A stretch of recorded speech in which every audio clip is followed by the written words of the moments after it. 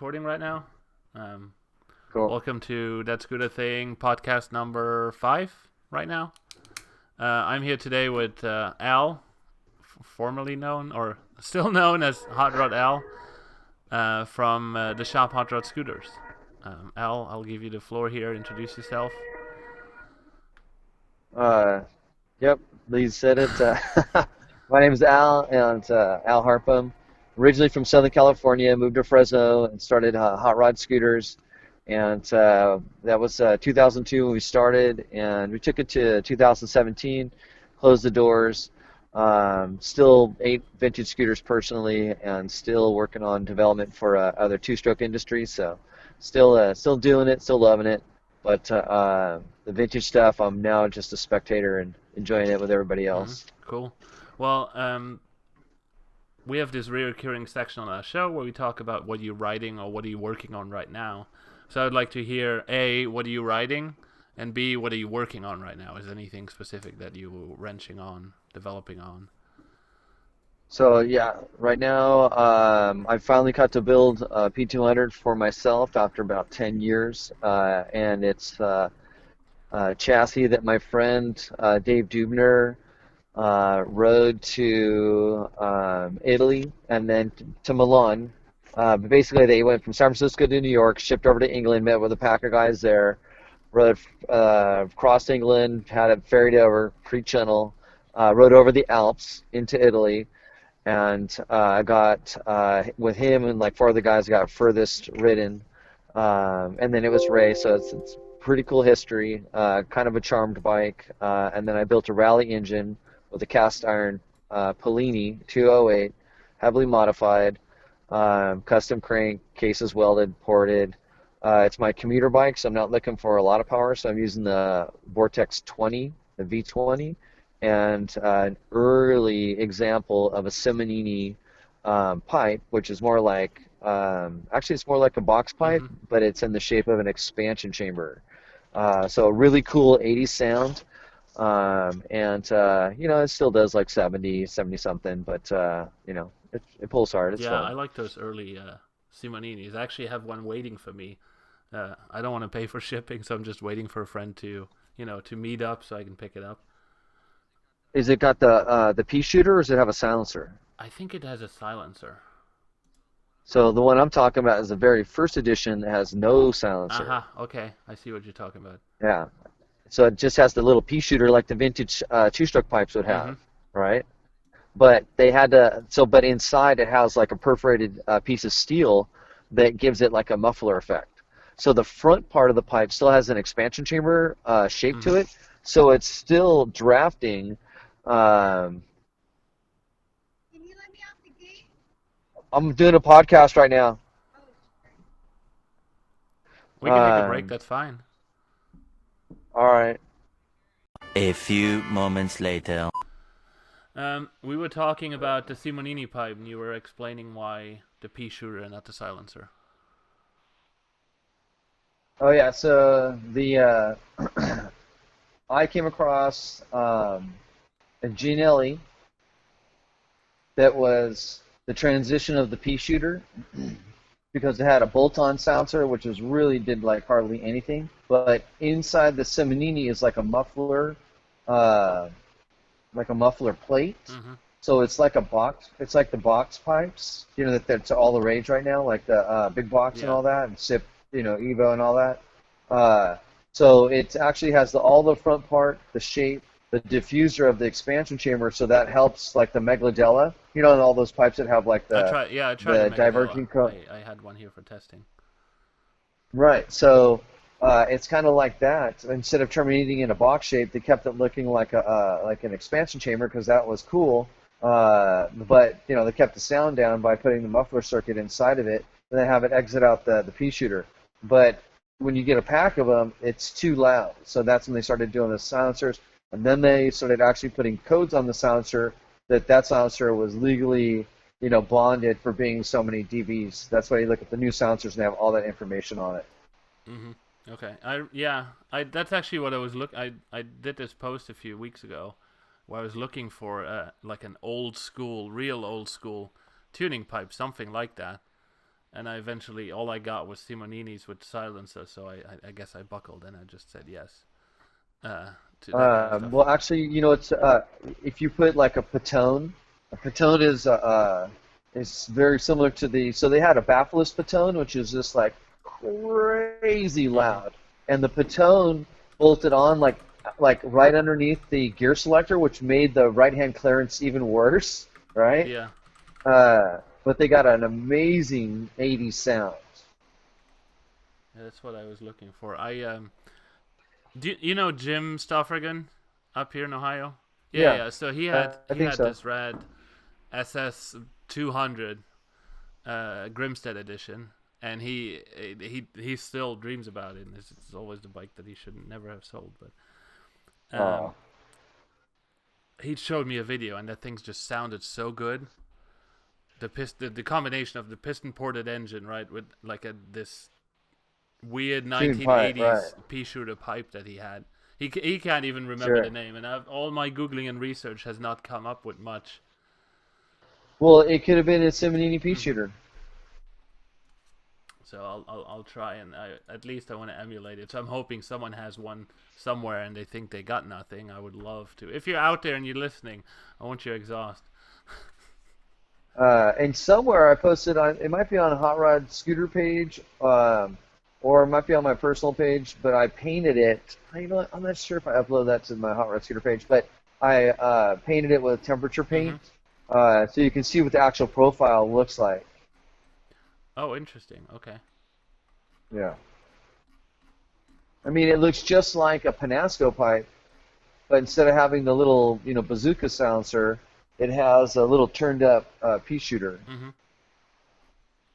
Cool. Yeah, I'll look into that.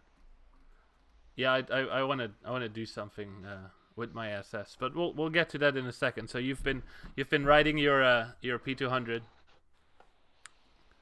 Yes, and I have the notes for the 200cc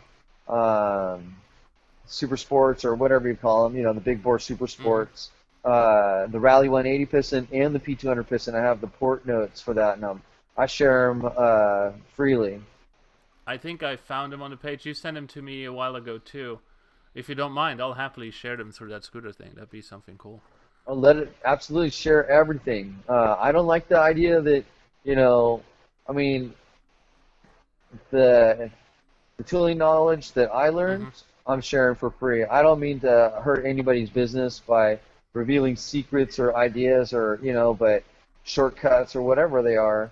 But anything that I've learned, I want to share with, so the knowledge can continue to grow, and you never know who you inspire. They could take it to many levels that I never even considered.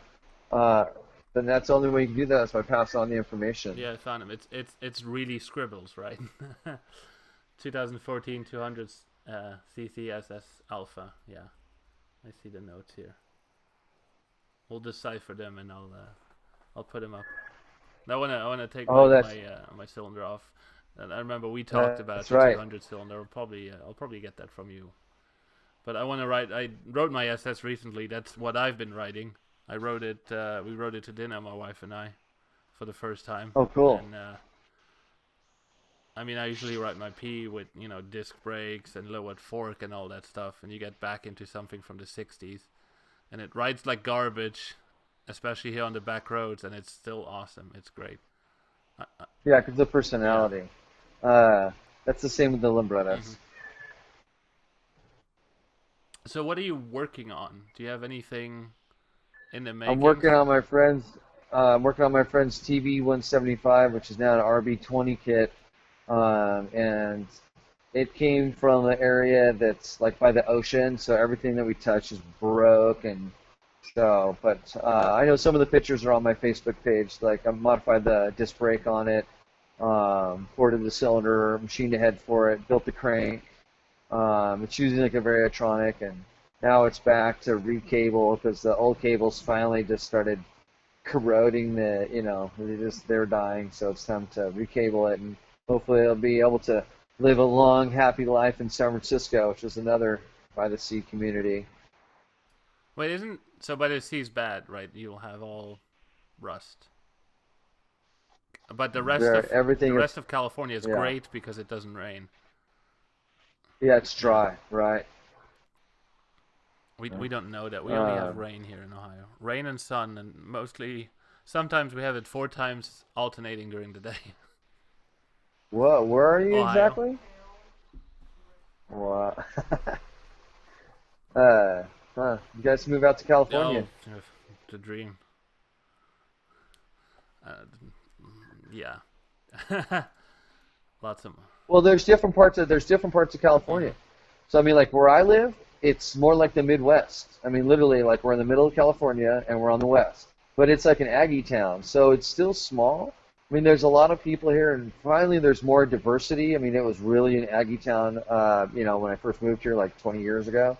But now it's like it's got a cool art scene, and there's design, and there's like a bicycle scene. I mean, so it's finally like their downtown has been revitalized, still revitalizing. But there's all these different little communities around. It depends like how small town do you want to go. They're in California. Do you have a scooter scene in your town?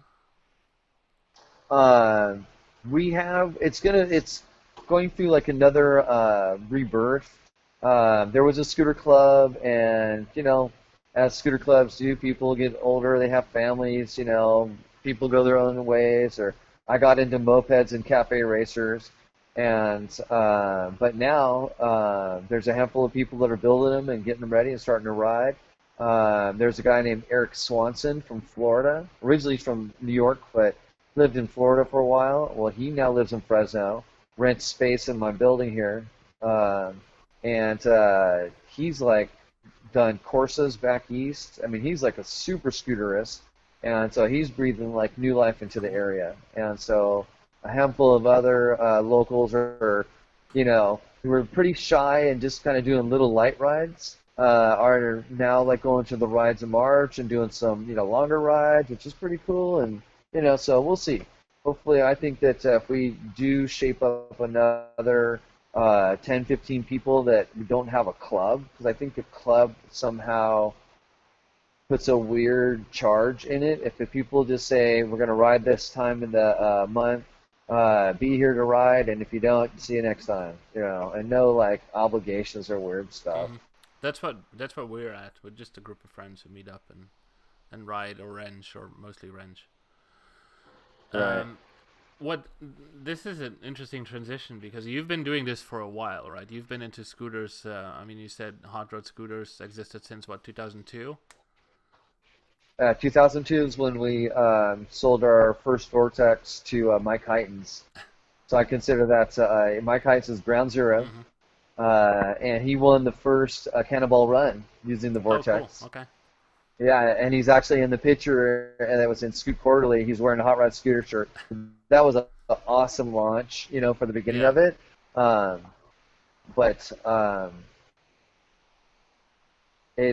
that's what I consider like the beginning of it, 2002. Okay. And then things got slow, and I tried to change with the industry, getting more into Lambrettas, and just wasn't able to quite do that. And the Vespa industry, like the manufacturers, I know Penasco got linked up with some tuners because that's when Penasco started doing all that crazy, like, cool stuff. But all the manufacturers must got with tuners in their areas, paid them as consultants, because all the stuff that people would buy and have to be matched to whatever their engine setup was, or altered just to be corrected like Penasco's. All that stuff is coming perfect out of the box now. It totally eliminated my industry. And so I started trying to get into the Lambretta stuff, and the Lambretta market is just really kind of exclusive. That's just the way it goes. So then I got into the moped industry. Thank you, Treatland Mopeds. Saved my ass. And now we do like, anywhere from 800 to 1,000 heads for them a year. And we developed like a whole line of heads for them. So it was cool. Oh damn, 1,000 heads a year? That's something. Yeah. Wow. Between 800 and 1,000, depending. I've been doing it for about 3 years. And what like they didn't have any modified heads. The same thing I was doing for the scooter Mm-hmm. industry. It was kind of like taking like a step back in time, which is really awesome because all the moped kids are super enthusiastic about building them their own. Doing like, I mean, it's just like the scooter scene was like in the 80s, right? And they're totally like into the two strokes, and their industry was lacking heads that were actually machined for the kids, just like when I got into it for the vintage scooters. Mm-hmm. Yeah, I every time I have to build a Polini 177 or a DR, you cry a little when you look at their heads. Like it's 2019, guys. The Polini heads, volume-wise, yeah, they have the jockey Yeah. cap, but volume-wise, and then there's nothing wrong with the jockey cap, especially when you have a forced air-cooled engine, because they have a cooling issue. And the off-center jockey cap is a band-aid to put the heat on the cold side of the cylinder, which is the intake side. So it still works today because of the design of the cylinder. And the squish and the volume is perfect. The Polini 177 head is actually badass, even though it's like ancient looking. And what's really cool is you can take a Polini head and put it on a DR, Yes. and then it makes the DR wake up. Yeah. And then the cool thing about the DR head is that you can use it on a Polini 190 stroker kit because it has the right volume. Squishes a little much, but if you don't use don't use a base gasket, no head gasket, and if maybe take a little bit off the head, then the squish and the volume's correct. It's pretty cool. I did my when I did my 225 Penasco, I have that direct intake kit that they like announced last year. Oh, the new generation stuff, yeah, with the cart carburetor, right? No. This is it has reeds on the cylinder. Yeah, and it uses doesn't it use like a Walbro carburetor or pumper carburetor or something? No, you can put any carb. It's got like an RD350 reed setup, and you can use any carb you want. But it's cool. definitely, I think it definitely came from that generation of, where they used the Walbro carbs and that kind of stuff. Well, but I did that, and I checked I checked my compression ratio, and it was way up there, right? It's like, okay, I'm gonna have to decompress it a little bit at this point because it's a bit much. But when I built my wife's Polini stroked engine, hers was just shy of 10 to 1, like 9.8 to 1, compared to a bit more modern heads. But I did have a cylinder head made by John Gick on that one. By who? By John Gick. Oh, well, he didn't make the head. What do you mean? Is he machining heads? He was for a while, I think. I got it from him. He was? Yeah. Because I was machining heads for John. So depending on how far back that could have been a head that I machined. But I know that John's neighbor was like a machinist, and I thought that John bought like a mill or something like that. So, I mean, it doesn't take much to correct the volume, and if you're not changing the squish angle or the relationship to the deck of the head, opening up the volume is not rocket science. Take some out, measure it. Take some more out, measure it. So I can see John, with his mill and the instruction of his neighbor, who's a seasoned machinist, could totally do that. But I didn't know that John was doing heads. And this was what, early 2017, late 2016. Well, yeah. Well, I think by that time you could buy by then you could buy any head for any application. Like if you needed a head for a 213, right? Because the old heads that came with the 213 were 27 cc's and had like 2.5 millimeters of squish, and then the stock height of a Penasco is the same stock height of a stock P200 cylinder or rally cylinder, and so there's a millimeter and a half. The piston is a millimeter and a half below the deck. Mm-hmm. And then you add, so the Penasco with the 57 millimeter stroke is already 1.5 millimeters below the deck, starting with a squish. Then with the head, it adds another like 2.5, right? Something crazy when you add it all up. and the volume is still not enough for it to run on pump gas. It's only 27 cc's, and for a 213 with the correct amount of squish, like 1.5 millimeters or less, should be about 29 to 30 cc's. Yeah. If you're measuring it with a flat plate. No, this thing was nice. It was not too aggressively compressed, and we rode it everywhere, forever. And Are you talking about the stroker? yeah, stroke Polini. Oh yeah. Well, the stroker Polini or Penasco? Polini. Oh yeah. So the new 221. Oh no! Sorry, I'm talking about a 190. Okay, cool. My wife And, had a 190, and I have the 225. But she now since switched to her Stella has a Malassi engine in it with a 221 in it. Oh wow. Do you mean the Stroker Sport? No, this was an old school 210. Stroked? Yes. Yeah. So what do they call them? Chargers? Oh, 220 Chargers? Yeah. But she loves it. It's got this. I put a box exhaust on it, and it just rides like a 4-stroke almost. Because the one that I after that Polini, we built a Penasco RX 190, which is their like top of the line for the 150 engine that they do. It's got like a boost ported exhaust, like a 3 thingy exhaust, and I had a exhaust made by Pipe Design out of Germany, and it scared the crap out of me to the point where I was like, we're not gonna ride this. It was Really? yeah, no joke. It was like riding a CR250. What was the cylinder again? Penasco RX 190. The ports are huge. I'll send you some pictures later. And I didn't do much. Cool. All I did was I just matched, the ports in the cases. Oh, and, yeah. I played a little bit with the exhaust timing. I raised it up a little, but that's about it.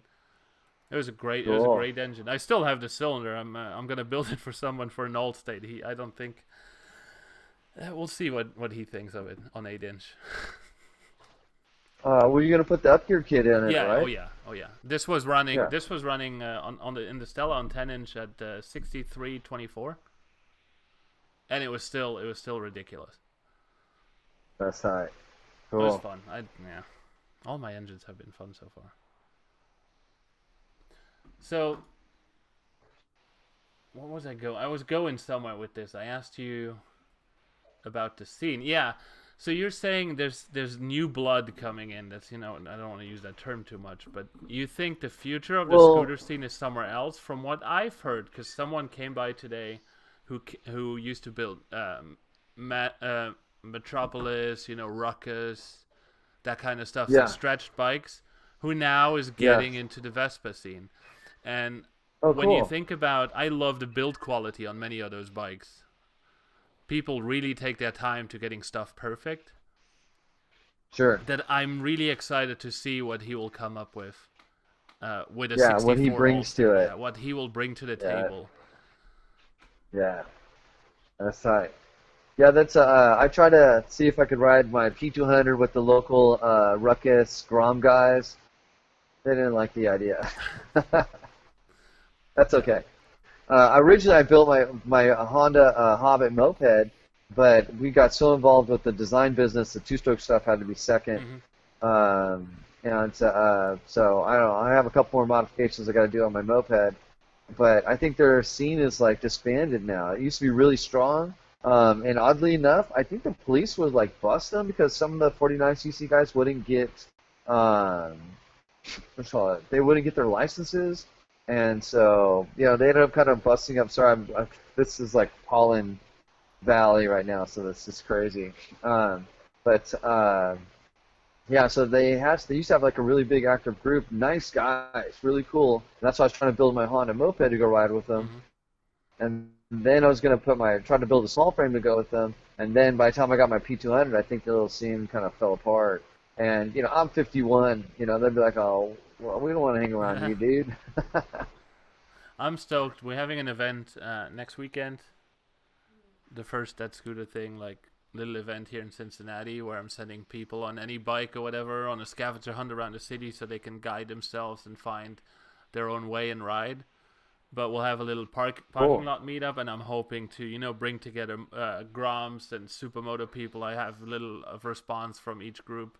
Then the scooter folks, I have some guys coming down from Chicago, up from Wisconsin, and motorcycle people, just to get everyone on the same, in the same parking lot, pointing at each other's bikes and start talking about it, instead of from the distance and then Yeah. silently judging and walking away. And that's cool because sometimes you can get cross-pollination. Exactly. Um, Sometimes people that are into whatever they choose, they have to feel that that's like the best, and everything else sucks. And that's just a personal thing for them. But you find that people are just like they can appreciate anything. It's like, wow, you enjoyed that. That's got a motor, some kind of brakes, goes fast. I'm into it. Yeah. Yeah, I'm stoked. And it's on 420, which is hilarious. That's right. But you were saying earlier that you did the Vortex carb. Can you tell us here a bit about what the Vortex carb is? Because I'm stoked about how you ended up doing what you did. Okay, so when I moved to, I'm originally from Southern California, and originally from San Fernando Valley, and we would ride Mulholland, and then we would take Mulholland Highway to the Rock Store, which is like a notorious canyon racing spot. Jay Leno would go there, just all kinds of celebrities. I think the last time I was there with my friend with we took his RDs, his Yamaha RD 350 400s. I'm pretty sure Danny Elfman was there and took our picture. But, I haven't seen him in so long, right? But I'm almost positive, going back and looking at pictures what he looks like now, that Danny Elfman was there on his BMW, crotch rocket, early, right? But anyways, but in Southern California, you can have whatever size carburetor you want. And I had a 35 millimeter carburetor on my modified stock cylinder Vespa. And, in Los Angeles, there's gas stations everywhere, right? I get to Fresno, and the only place to ride is 40 minutes out of town. And there's maybe a gas station out there, right? So I wanted to figure out how can I, so we got to use stock carburetors in order to have the range to be able to ride out there, ride in the canyons, maybe hit the gas station on the way back, right? And so that started thinking like, okay, what can we do to de-restrict it? Well, then I started working for a company called High Rev Engineering, which is a pro kart shop. And we specialize in Italian engines, direct drive, all kinds of stuff. And they would have these custom-made billet pumper carburetors that were for the high-end kart racing. Yeah. And then after seeing all these different ways to carburate, injectors, and I was just exposed to all kinds of crazy stuff working for High Rev Engineering and Mark Sartarian, that it opened my eyes on what carburation could be, right? Like you could actually go in there and modify stuff, and then as long as you knew what the modification was going to affect, then you could kind of control what was going to happen. And after modifying the Vortex, it went through 8 generations, and I actually have 9 and 10 written down in the books, which I hope to get back to and develop. And then that information is going to go to my friend Guy in France, who now owns the Vortex. Oh yeah, but Guy. Yeah, I talk to Guy once in a while. Yeah. Cool. Right. So, anyways, so now all the Vortexes are V24F. For France, because I'm sending him the tooling, I'm sending him everything. But so as we were going through the generations, the other person, the person that probably contributed to the most of the development is Dave Dubner, the guy that gave me the Uncle Vito race bike. So he was doing a lot of the testing. He's the one that probably took it from generation 1 to generation 7, because he was testing it so extensively and pushing it to the max. We had to figure out how to modify the float bowl, because once you de-restrict the Venturi, it can flow a ton more air, which means you can flow a lot more fuel, which means you have to modify the float bowl so we can keep up with that. You have an increased air curve, fuel curve, and now you have to have an increased supply curve. And thanks to Dave and it's just a ton of just like trial, it got to what it is now, the Crazy 8. And the Crazy 8 was like, it's the most efficient, most tunable, and I don't know, probably the most tuner friendly. Cool, because I am from the school. I don't like SI carburetors. I also don't like rotaries, which why I'm into Vespa. I like reeds. We started on Stella, so it's all been reeds, and instead of having the smaller reeds that's on the Stella engines, has plopped the big RD350 reeds on them, and then from there go with Dell'Ortos, and every engine I've built now had either 28 or 30 millimeter Dell'Orto on it. Yeah, And and that's hustling. Yep. I like by now I know them in and out. I can like throw a starting adjustment, starting tune to them, and then work my way up from there. Sure. But every time I look at an SI, I'm like, yeah, like that's gotta go. I don't know, but change my mind. Why are the SI carbs great? Just because you can use the oil injection and they're simple, and of course, they're not the most efficient, but they are, engineered for the best fit intake, right? So there's a guy, do you know Lucas Tobias? I think it's Grubber. Yeah. Probably, you know him? We talked a little bit. So now, have you been following his disc valve timing? Not really. No. Well, because you're a reed guy, and that's why. So anyway, the disc valve. So I just ended up building an 82cc Simonini open class disc valve engine for Treatland mopeds, and Andy Thompson is going to be. It's his moped. He's going to be racing in it in the Moped GP, which is coming up in like May, right, middle of May or something. So anyway, so Lucas has been sharing the information about the disc valve and cool pictures, and so when I was doing the setup for this moped engine, this custom Vespa moped disc valve engine, some of the information that he had helped me choose where to set the valve time, because they're making like depending on on what day, but they claim up to like 25 horse, which is like amazing. 8,000 RPMs, 25 horse, with a 200-degree intake timing, which is totally badass. Mm-hmm. And another time I heard him claim that he was getting like 22, 23. So it depends on the dyno, and it depends, there's factors that are happening. But in the low 20s with a stock 24 running like 135, maybe 140, right? Mm-hmm. So with a Vortex, with that kind of disc valve time, you'd be running a 190 main. Oh wow, okay. Hold on, I lost you there. TSI is larger because they increase the fan machine venturi inside the vortex. The restriction of the air having like the logic and all that stuff. Lots of information. I lost you there for a second. Can you repeat? You were talking about 190 intake. 190 degrees. Yeah. Time. No, actually, so it's a 200-degree valve time, Okay. And so with a 200-degree valve time, he's probably running a 140, 145 main jet Mm-hmm. with a stock SI-24 at 8,000 RPMs with a Melosi Sport. He's saying that they're getting between 22 and 25 horsepower. Mm-hmm. If he was using my Vortex, he'd be using a 190 main. That's a huge difference. Okay. And that's because of the machine venturi and the increased volume with the airlocks. I gotta talk to Guy then to get a Vortex. Who? But to Guy François, guy in France. Oh, right. Yes. Yes. Well, I'm sorry. What you're gonna talk? Well, I sent him all the paperwork to do all the machining, and I'm gonna send him the actual bit that I use, because the Vortex has a 2-degree draft. And 2 degrees is like somehow like the nature's magic number, but I'm actually sending him the tool that I machined all Vortexes that I've ever machined with, like almost 600 of them. Right?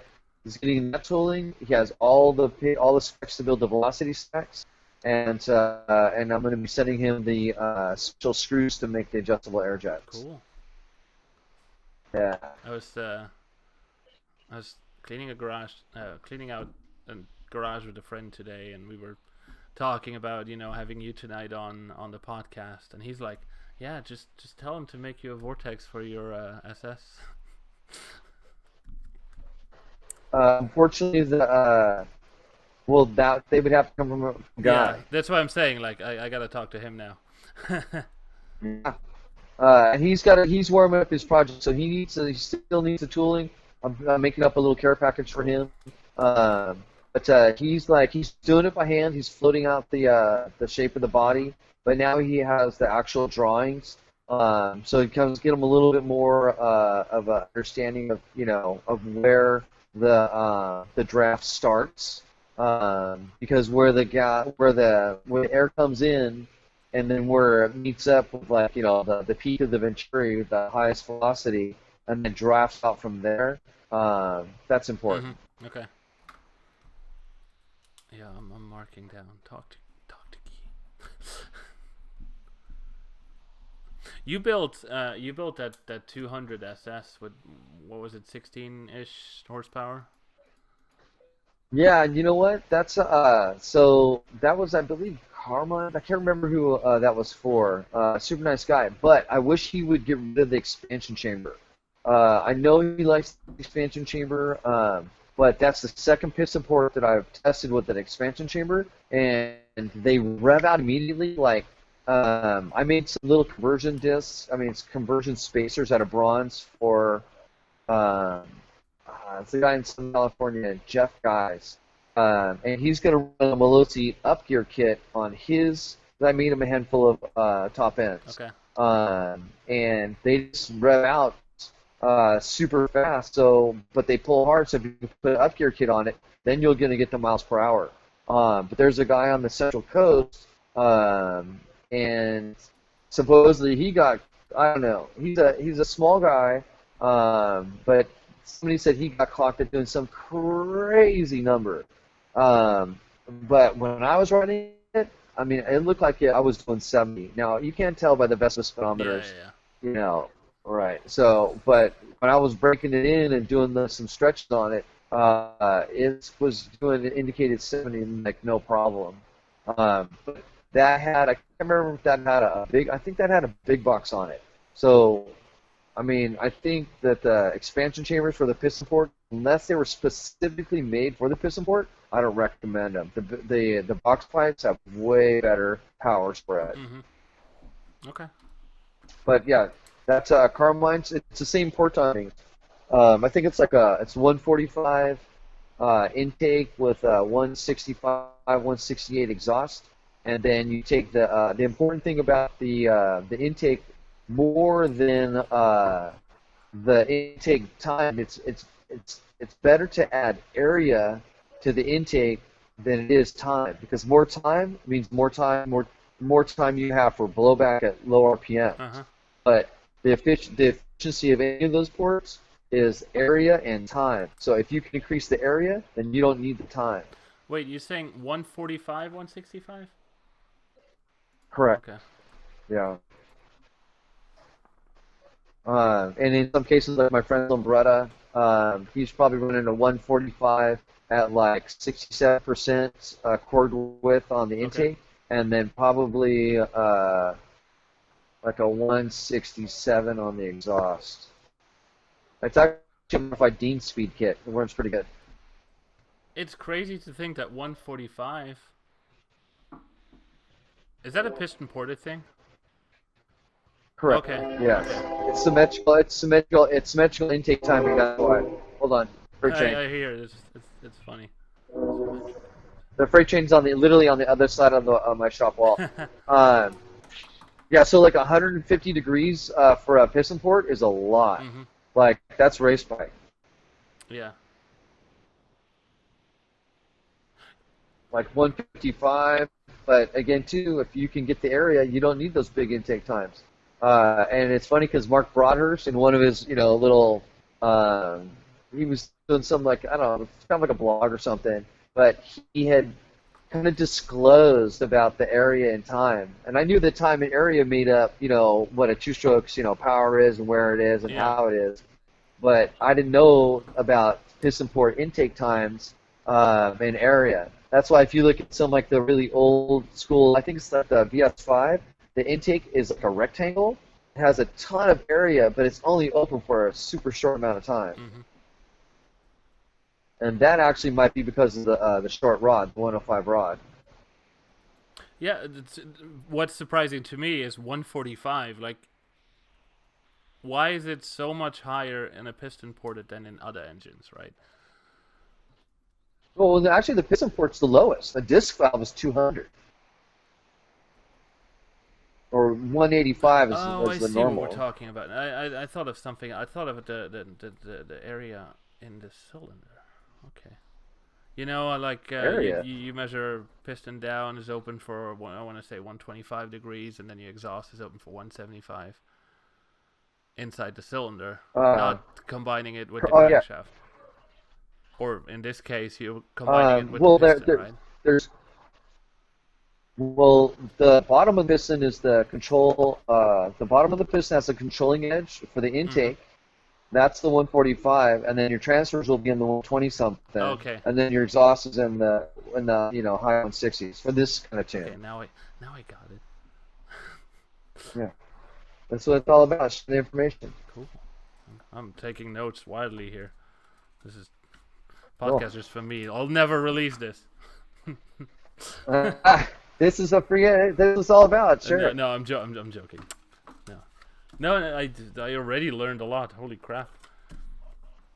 I mean, we started it by doing Malasi scooters, like I explained earlier, 70cc automatics for the racetrack, and I got Kimco Super 9. Oh yeah, okay.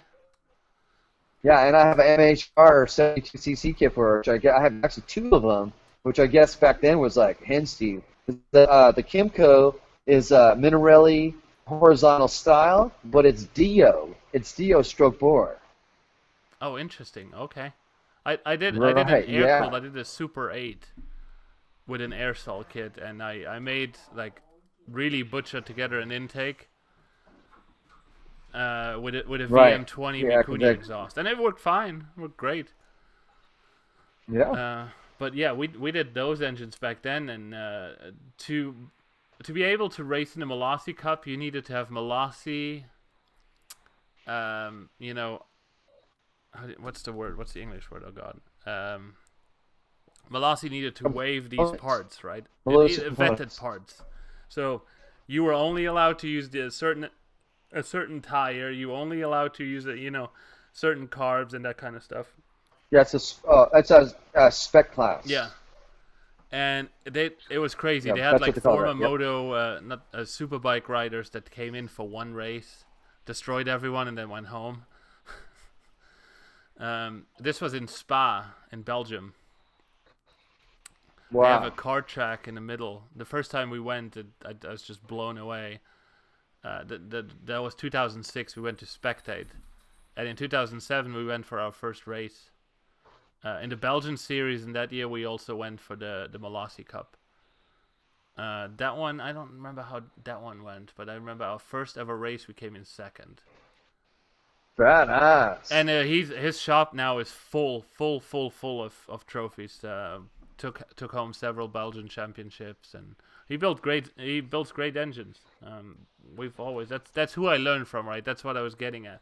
It's like I'm by no means a taught mechanic, but I had a great mentor who taught me how to massage parts together.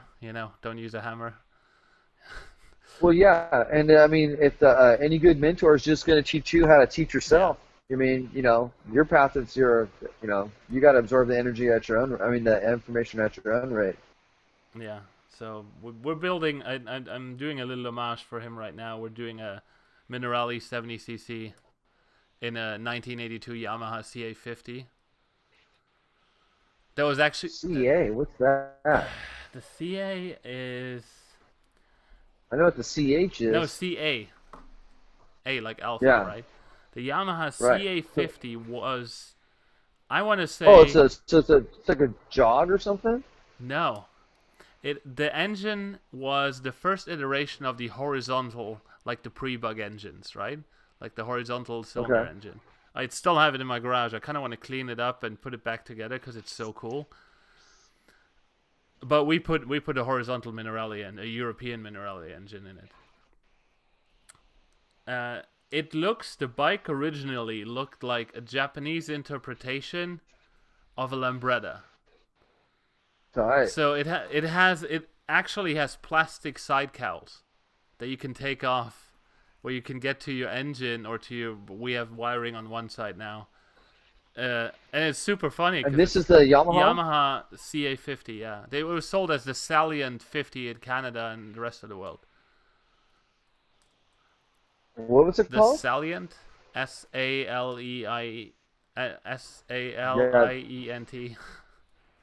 I don't think they sold that not in California. What year? Is it early 80s? 82. Yeah, this one's an 82 model. Yeah. So I think they called it the Yamaha Jog in California. No, it looks nothing like the Jog. Oh, okay. I know what you're talking about. This looks more like the Riva that came later. Okay. But we had Joe from Saint Cycle Works. I had a Molossi fork for it, and he basically make the fork work. So we have a Molossi fork in it, which meant we had to cut up all kinds of plastics to make it fit. Sure. It's gonna be silly. Joe made me tuned me a top performance cylinder. Everything is kind of like an homage to 2003 is when I started in the in the 50 scene. So most parts are kind of from that era. The intake is different, but I found Yasuni makes the C line, right? The C16 to the C30. Pipes, Yeah, right. and back then the C20 was all the rage. That was the highest you could get. It was the C20, and then later it was C21, and then the C30. I found SIP had a C20 still in stock, so we got No that way. just because it was so 2003.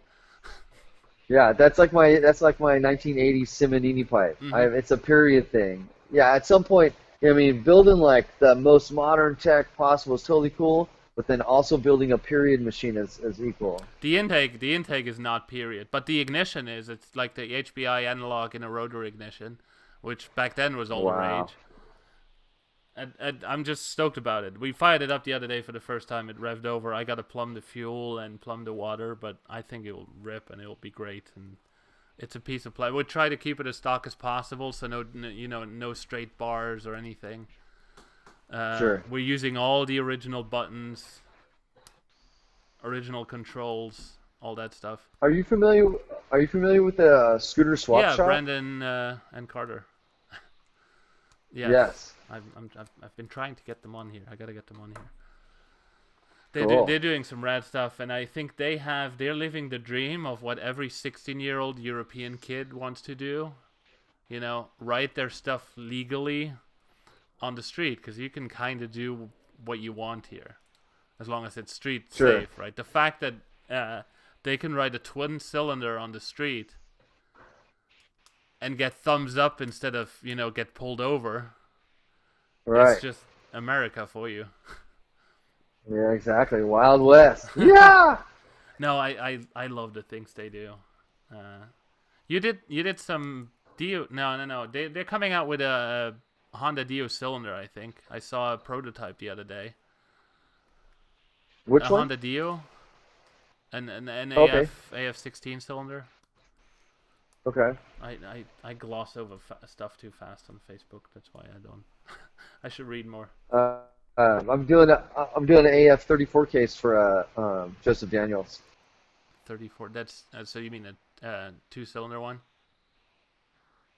No, I believe it's the AF34. Oh. Where is that? You know what I'm talking about? It's got the reed induction in the center of the case instead of the side of the case. Okay, I got you.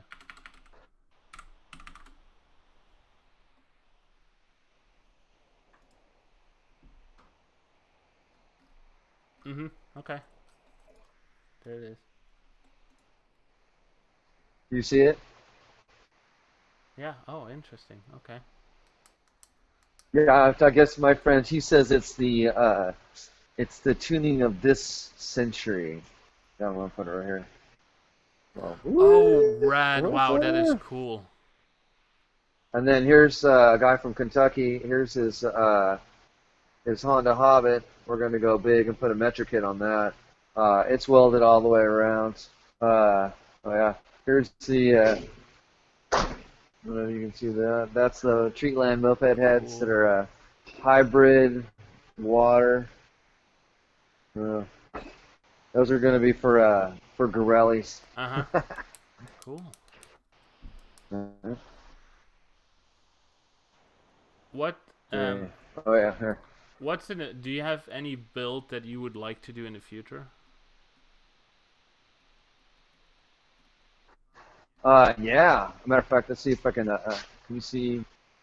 The video quality isn't too good. I see a moped. Let's see. I'm probably. Okay. Yeah. That's. Oh well. Yeah. So I'm gonna go closer to the Wi-Fi. Anyways, yeah. So I have these guys. Let me see them. All right. So that's this Limbretta right here has race history. That's from Brad Coates. And then that's a cool bike that was given a that's a rally. And then I don't know if you can see those. That's a SX 200. Ooh. And then a TV 200. And then it's probably too dark. And then I got a Super Sport. There's like 8 of them around here. It's we have 7,400 square feet. Cool. Yeah. I have a VNB that's next. I stripped all the paint off of it. It's kind of rusty and pitted, and I'm just gonna clear coat it. And the rest is gonna be I'm curious now. I got a Polini 208 kit that I got through some horse trading, and the fact that you're so yeah, into that. I'll have to. Well, see, I'm gonna make a little mini protractor and go in and start measuring. Joseph Daniels, thank you, Joseph. He makes horsepower by redirecting the scavenging loop, right? So he has somehow broken into another dimension where he can visualize how the scavenging loop is working, right? How it's collecting, total next level.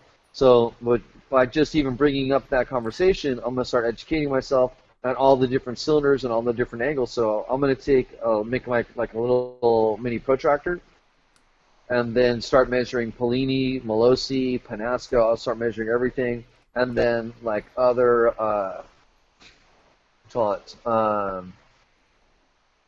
I don't know, two-stroke applications, and see a quad or motocross or road race, and then just start compiling all the different information and learning about, okay, this cylinder has the peak horsepower here, this has peak horsepower here, what are the angles, what are the relationships, and then just start building education like that.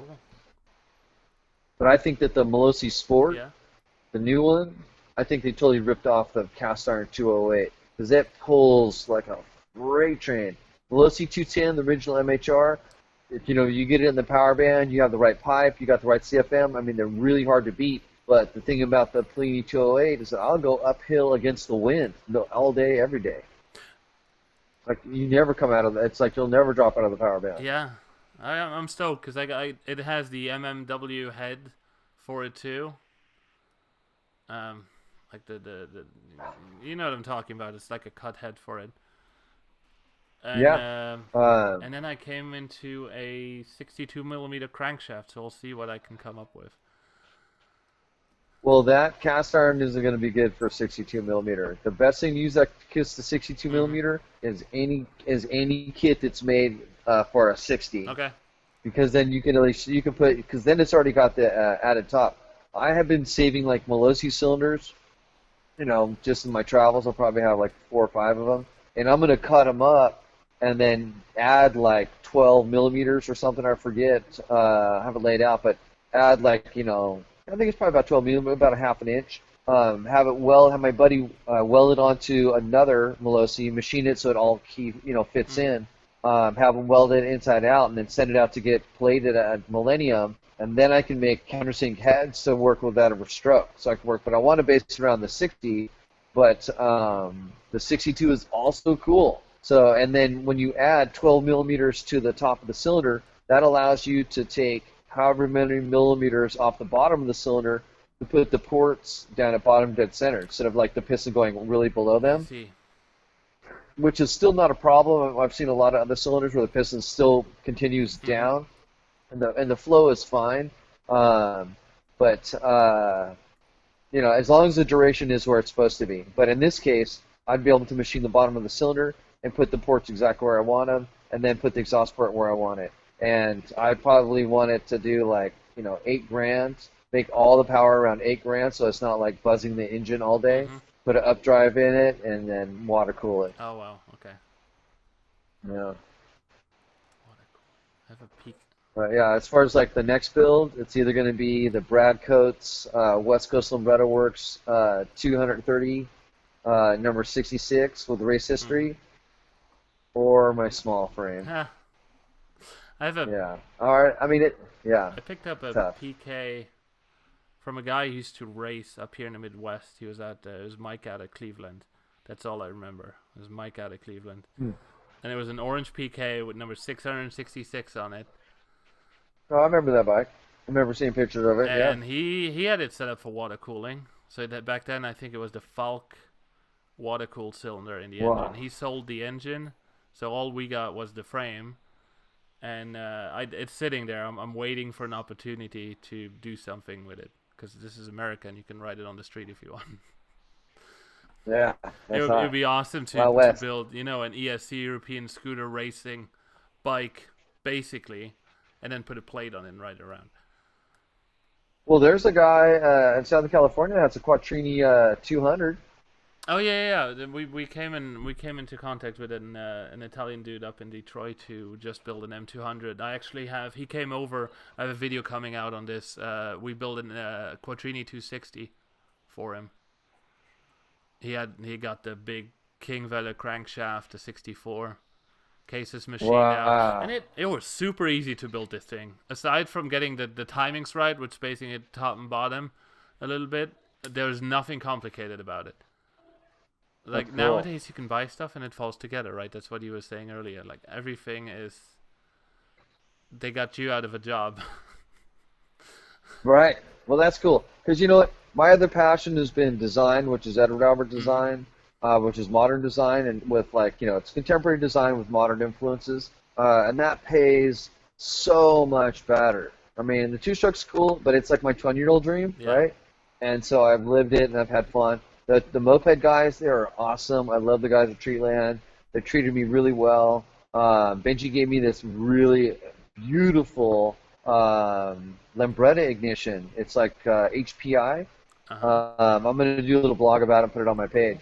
But LTH sells it, and they call it, it's like their own, but it's actually, I think it's out of Holland, but the company's called HPI. Yeah, I and have HPI ignition on the 70 that we're building. Right, so they make them for small frame Vespas. They don't make them for large frames, but they make them for small frame Vespas. No, they make one for You large know, I take frames. that back. They You know, do. No, I was going to say I take that back. Right, but the flywheel is way too light. Yeah, it's like 600 you know, I don't know what the grams or application. 900 grams. Yeah, so I mean, you can maybe use it on a 125 or 150, like a small displacement, because you have the auto retard. You know, it might work for a P200. It might kind of have a wandery, you know, deceleration. But they make it for Lambretta, which has like a super pack of coils, so it'll be like high output, and it's also auto retard. Beautiful quality, lasered flywheel. The flywheel weights in between like the Arthur Francis J-style flywheel and like a stock Indian. So it's like they really do their homework on the weight, and then it's a beautiful billet fan that bolts on it. I mean, it's hard to believe it's an ignition company, but it looks like they're a Lambretta company, right? I mean, it looks like something out of like Casa would do. Just all super beautiful quality. I love my HPI on my Honda Hobbit. That thing, it turned it from being like a fast moped into like a mini motorcycle. It was awesome. Wow, okay. I will look into that HPI. I remember LTH and then announced their well, ignition a while ago. HPI also makes an inner rotor for a Limbretta, no lights, but full race inner rotor. And then I believe they also make a kit for the LD, Huh. right? Yeah. It's like, how crazy is that? But you can get an HPI auto advanced, trick race ignition for your LD or D or, whatever that generation Yeah. is. It's crazy. Wow. Yeah, it's ignitions. Have you made good experience with ignitions on Vespas? Because I've it's like the last thing you should change. Not that you should change, but it's a lot of money for something that works pretty well otherwise already. Well, personally, I like regular Yeah. Ducati, the stock 80s Ducati. I machine the flywheels down to 1,800 grams. It's like from 6 pounds to 4. I personally like that because that's kind of what I've grown up with. And so with like the Polini and the Ducati, it's a power that I'm like, I've worked around. What I like about the 4-pound flywheel and a 4-speed is that when when you tack out a gear and you shift it right, it's like a slingshot throwing you into the next gear. I mean, it literally has so much energy, saved up. And if you shift it right, it goes right into the next gear. And I love that. I'll like pass somebody right there. Boom. So the 221 that I built for my wife has the Malasi, the Vest Power on it with the 1.3 kilos, and it's way too light, especially on the 200 now. It was a nightmare to even leave on the clutch on the stroke Polini, and back then she was a beginner rider, but it was I'm not judging you, okay? But it was a steep learning. Hey, we all started somewhere. Yeah, no, it was a steep learning curve. And I remember our friend Matt said, like, "Is Carrot okay in the ride?" And I'm like, "Climb on it, try it." And he stalled right there. Well, so the point is, like, before we start this season, when I get a free minute, I'm gonna put a stock P200 ignition on it, and she'll be so much because it's already a super grunty engine, right? And then she'll have all that weight, and it will be. I would do it with the PX. Yeah, the PX 125 flywheel. I got one of those lighter. No, the European ones. Yeah, the one. Well, it's the ring gear version, but without the ring gear. Yes. Yeah. Yeah, because those are already 4 pounds. That's okay. Yeah.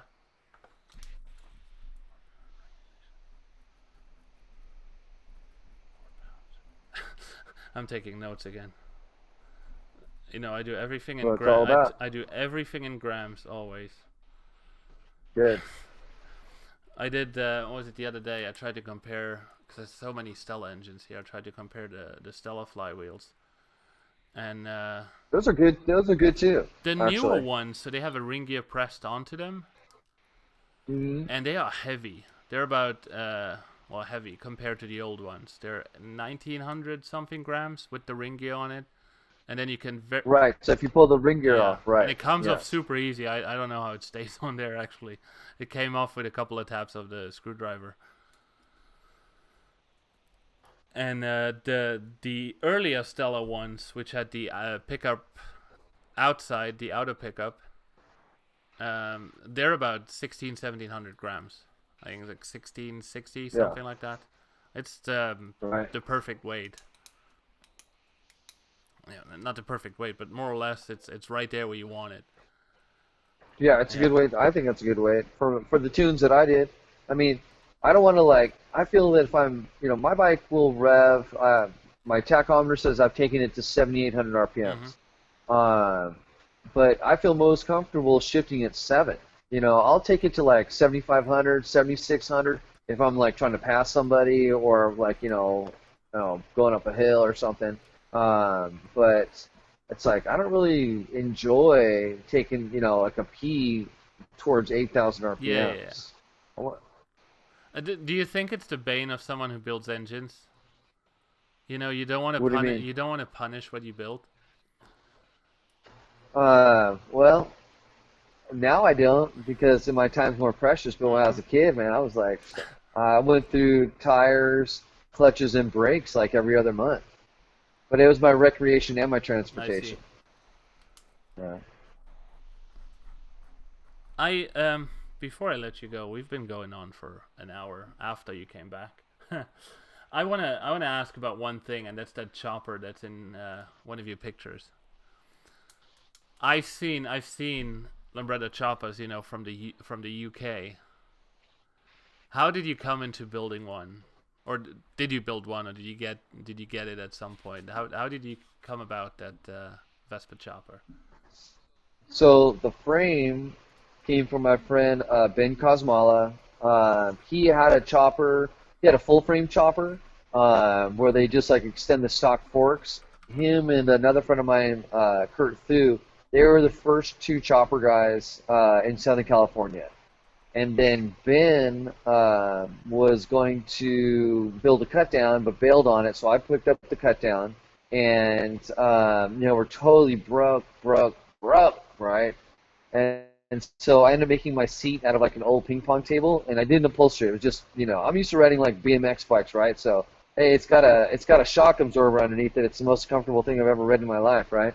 And then I found a local welding shop that extended a set of forks. The original set of forks that were on it were extended to about, I think maybe like 1.5 or 2 feet, but they were raked out, so the scooter was really, really, really low. And then the pictures of that bike with those forks, it had a black and white kind of Jersey cow paint job for a while. And then a local friend of mine named Thomas, I can't remember his last name, but he worked for Scooter Mania in San Fernando Valley. He had his brother Vince. They're totally cool, hardcore scooter guys. It's cool to see the guys so hardcore about it. And he had next door to Scooter Mania was a spiral staircase manufacturer, right? I mean, hardcore fabrication. Well, they took a single piece of thick wall tubing, bent it, 90 degrees. It's just like 3 different bends, and then cut the ends off, cut the stem and the ends off with Lambretta forks, welded them onto that, bent tube, and he built the bike, maybe rode it around his neighborhood, and then bailed on it, and then I ended up getting the forks in a trade, and I put it on the frame that I got from Ben Kosmala, and I actually rode it with the I think by the time I could put the long forks in it, I got the seat upholstered. And then that's when we're doing the long distance rides on it. But it was something, I forget what the actual length of it was, but it was super long. Is that picture where you were doing the hello sign? It had a sissy bar on it? Because I just pulled a picture up on video here. Right, okay, correct. Cool. Yeah, so that's the forks I got from Thomas. That's on the rides. That was riding with the LA Nomads I met them like in Malibu, and then we took the one, and it rained the whole time. We were wearing like trash bags. It's funny, and of course, drinking peppermint schnapps because that's what you do when you're young. And we rode up the one, and it actually took us 2 days to get there because it was just so miserable. It was like you're riding on the coast, and there's like monsoons coming through. But we ended up getting there the second day, and it was pretty epic. This rides of Monsters of Scoot in San Jose was like, it was epic. It was awesome. Yeah.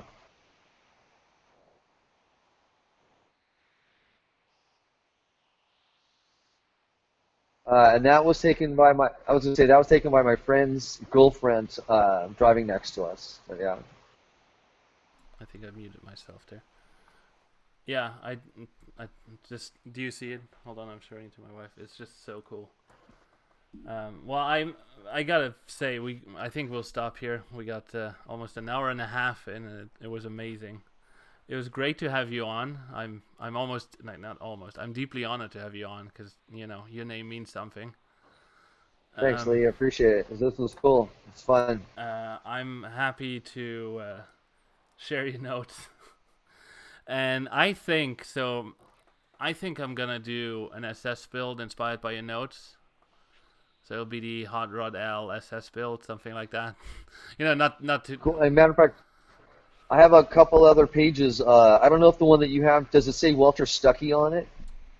I think so. I mean, I just looked this one up that was on your page. So there's one that says like Hal something or other. He's from Seattle. He got a pretty cool tune. Mm-hmm. But the most current one where I cut the crank into like a pork chop and put a motorcycle rod on Okay. it. That is so the crankcase volume and all that stuff's matched for the bigger bore. But that was Walter Stuckey's, and that's like, I don't know. They told me he got clocked at 90. I don't know how many you know what I'm saying? Yeah, I mean, how many, but I know that when, indicated when I was riding it, it was showing 70. And truth be told, I've done that builds many times, and, it's just for one reason or another, sometimes they just come out like that. Mm-hmm. But again, too, 90, it takes a lot of horsepower and money to do 90. Yeah. But, he's also a very small guy, and, I don't know. So, but whatever, that's the lore. And if you don't have those notes, I will definitely share those notes. You can contact me, afterwards. And then I'll give you the other notes. You can compare. There's only slight variations. I think most of them were just, the width or maybe some transfer alterations. But we'll cover that later. First, I got to break mine, so I'll ride it a lot this year. So I get a chance to, Cool. to find an excuse to tear it apart again. Oh, and then and on my Super Sport cases, I'm gonna put a TS1 kit. Oh, damn. Okay. Yeah, and that's 60 strokes, so it'll make it a 230. Mm-hmm. Oh, damn. Because those cases aren't rare enough. Well, actually, I have a set of cases that they're totally. Hopefully, I can get them apart. I'm gonna have to use a blowtorch, but it was like they're underwater, so it's one big rusty clump. So Yeah. you know. You can do what you want. Yeah. Well, thank you. This was amazing. Do you have anything you wanna share? Anything you wanna plug? Anything in the future coming up that you wanna... No, I mean we're focusing on our design stuff. I'm just hoping to attend as many scooter rallies or events as possible to reconnect with my friends and see some of my past customers that have been really good with the support. And from here on out, it's just about the adventure. Mm-hmm. Cool. Well, if you're ever in the Midwest, or wherever the future takes us, you're invited if you're in the area. Well, I was going to say, too, if you ever want to come and check out Clovis or any of these other areas, if you look up online, you can kind of get get an idea of what they're like. And if you wanted to come down and check them personally, I would definitely show you around. That's how Eric Swanson, he came here, we showed him around.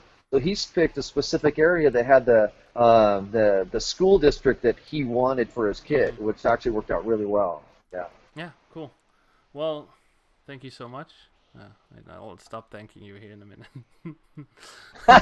No worries, man. Thank you guys for tuning in. This was TST Podcast number 5, and I will see you next time.